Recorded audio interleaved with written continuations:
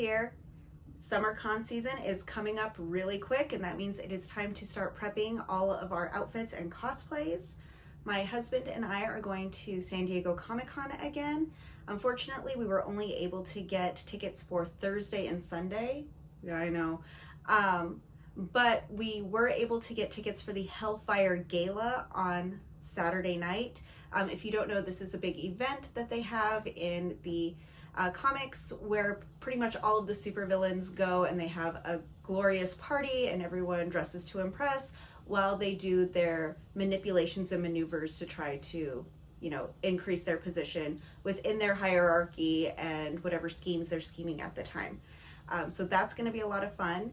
And then the following month, my best friend and I are going to the Labyrinth Masquerade, which we try to do most every year.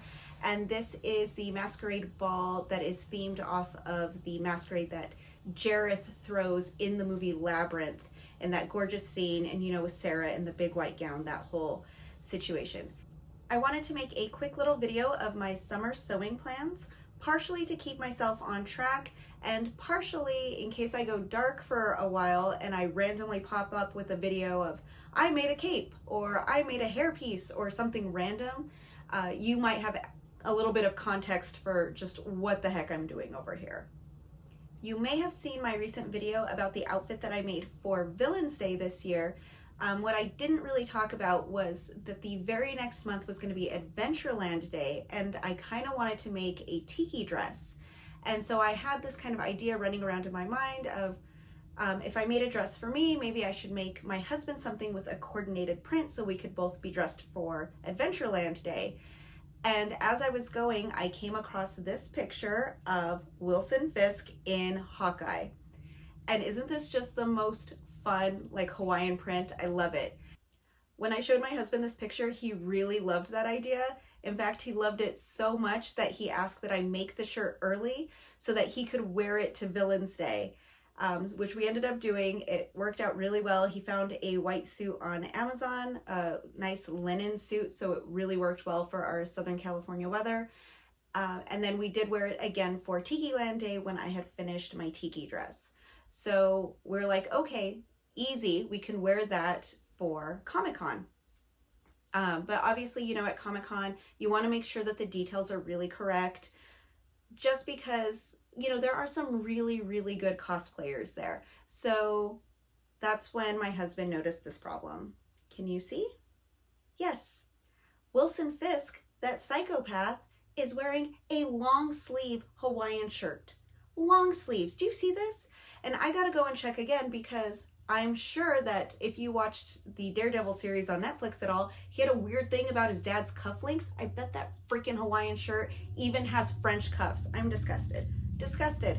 So my original thought was I would just take the shirt that I had made for my husband and just take the sleeves off and switch out the sleeves. And do you know what he said? He said, what would be a good idea is if you just make me a whole second shirt, and then that way I still have this one to wear around. So that's a thing I get to do, is remake this entire shirt with freaking French cuffs. Wilson Fisk that's how you know he's a villain, okay? Is because what kind of sane, good-hearted person wears a long sleeve Hawaiian shirt? It's just not a thing. But anyway, I get to remake this shirt for Comic-Con. And then Saturday night, we have the Hellfire Gala, and we weren't quite sure what we wanted to wear. But then we came across this variant cover for Daredevil showing Kingpin also going to the Hellfire Gala. And so from there, it was really easy to just say, okay, we're just going to do some Kingpin themed outfits for my husband for Comic-Con this year. So I have been searching and scouring everywhere. It looks like I'm going to have to kind of make or piece a bunch of things together. As long as I have the cape, I think the rest of the details don't have to be perfect, but we really do want to have that statement piece. So I found this gorgeous fabric. You can see it's really just kind of a border fabric, but it has this peacock feather kind of embroidery on it. So I figured, I could do something where it's stacked up and layered, and that will give that really nice peacock feather effect. And then just to make it like really pop on the top layer, I found these like individual peacock feather embroideries that I can just do, and we can go around and layer these, and it'll just give it that really, really nice effect. So I'm hoping that will come out really, really well. And then I have some blue matte satin that I think I'll use for like the lining of his cape and stuff. And I think I'll go ahead and make like a coordinated dress. I don't know what to wear for myself. I haven't decided yet. But I do have a bunch of this, and I think I can do something with that. The other thing that I have a bunch of is I still have so much of my snake skin that I used for my Maleficent dress. I saved all of my scraps, especially my bigger ones. And I do still have like a yard and a half, 2 yards of the full length that I ended up not needing for the cape and for the coat and the dress. So I have enough that I could potentially make something really cool. I haven't decided, but basically my look is probably going to be some kind of snake skin on this blue. I think that'll look really nice. Hopefully that works out. I don't have a lot of time, so I'm going to have to make some decisions very quickly once I kind of figure out exactly how much fabric I have available. So for Comic-Con, I'm going to need to remake the Hawaiian shirt, do Kingpin's gala outfit, and then make a coordinated gala outfit for myself. I'm not really going to make anything else for myself for Comic-Con. I'm probably just going to pull something from my closet. I am a big proponent of repeating outfits. I spend a lot of time making these outfits, and I am going to wear it more than once. And then the other thing too is that my husband and I haven't really decided if we're gonna try to, camp out for any Hall H events, what that's gonna look like. I might end up deciding to just go full comfort over fashion and maybe just jeans and t-shirt. I haven't really decided yet. We'll have to wait till we get a little bit closer and we start seeing what kind of panels are gonna be available. The month after Comic-Con is the Labyrinth of Jareth Ball. This is the event that my friend and I always love to go to. It takes place on a Friday and Saturday night at the Biltmore Millennium Hotel in downtown Los Angeles. The Biltmore is a 1920s hotel.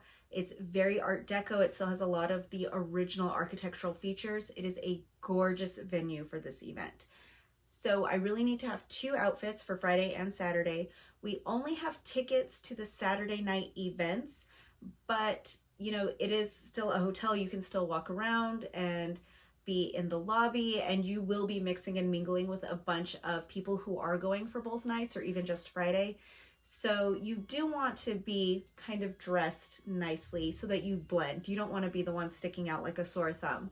So I'm going to do my society dress for that first night. I found this gorgeous purple stretch velvet, and I think that will just make a very, especially because it is, the society dress is a very 1930s kind of silhouette, and especially in the Biltmore, because of the architectural style of that building, I think it'll just look so gorgeous and so in keeping with at least the theme of the venue.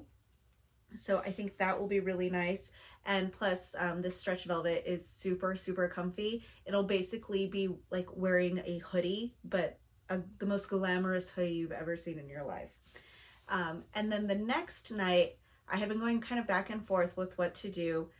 And I remembered that I have this gorgeous hair garden from La Casa de Flores on Etsy. And I was like, you know what?